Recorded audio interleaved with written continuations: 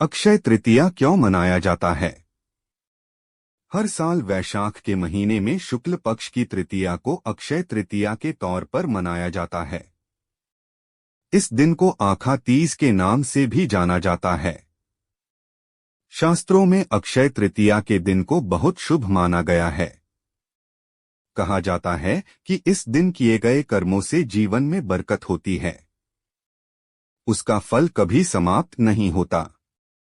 इसलिए इस दिन अधिक से अधिक दान पुण्य किए जाते हैं। इस दिन को इतना शुभ क्यों माना जाता है? अक्षय तृतीया को शुभ मानने के पीछे कई कारण हैं।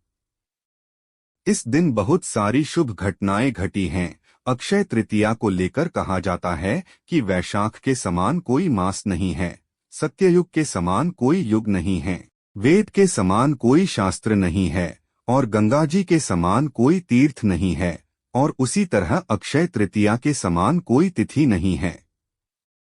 भगवान परशुराम जी का जन्मदिन।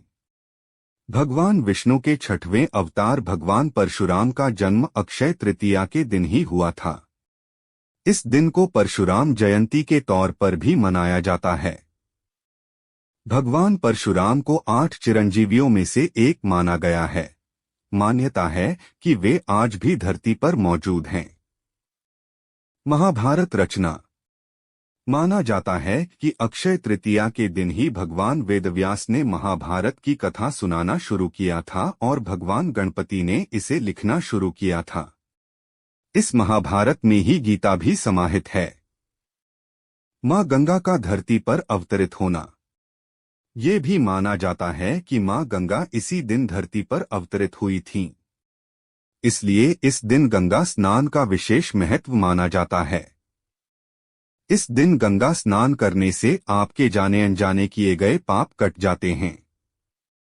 द्रौपदी की लाज। अक्षय तृतीया को लेकर कहा जाता है कि इसी दिन भगवान श्री कृष्ण ने द्रौपदी की लाज बचाई थी। इसी दिन युधिष्ठिर को अक्षय पात्र मिला था। इस पात्र का भोजन कभी समाप्त नहीं होता। इससे युधिष्ठिर अपने राज्य के लोगों को भोजन उपलब्ध करवाते थे। कृष्ण सुदामा का मिलन। अक्षय तृतीया के दिन ही सुदामा अपने मित्र भगवान कृष्ण से मिले थे। सुदामा ने कृष्ण को भेंट स्वरूप चावल के मात्र कुछ मुट्ठी दाने दिए थे। उनके पास श्री कृष्ण को देने के लिए कुछ नहीं था। भाव के भूखे भगवान ने उनके प्रेम से प्रसन्न होकर उनकी झोपड़ी को महल बना दिया था। माता अन्नपूर्णा का जन्मदिन। अक्षय तृतीया के दिन माता अन्नपूर्णा का जन्मदिन भी मनाया जाता है। माता अन्नपूर्णा की पूजा करने से भोजन का स्वाद कई गुना बढ़ जाता है। इस दिन गरीबों को भोजन कराने का विधान है। साथ ही देश भर में भंडारे भी कराए जाते हैं। पौराणिक मान्यताएं। पौराणिक मान्यताओं के अनुसार वैशाख मास की शुक्ल तृतीया को ब्रह्मा देव के पुत्र अक्षय कुमार की उत्पत्ति हुई थी, इसलिए इस दिन को अक्षय तृतीया कहा जाता है। इस दिन पितरों का तर्पण करने और पिंडदान करने से आपको बेहद शुभ फलों की प्राप्ति होती है और अक्षय फल की प्राप्ति होती है। ऐसा कर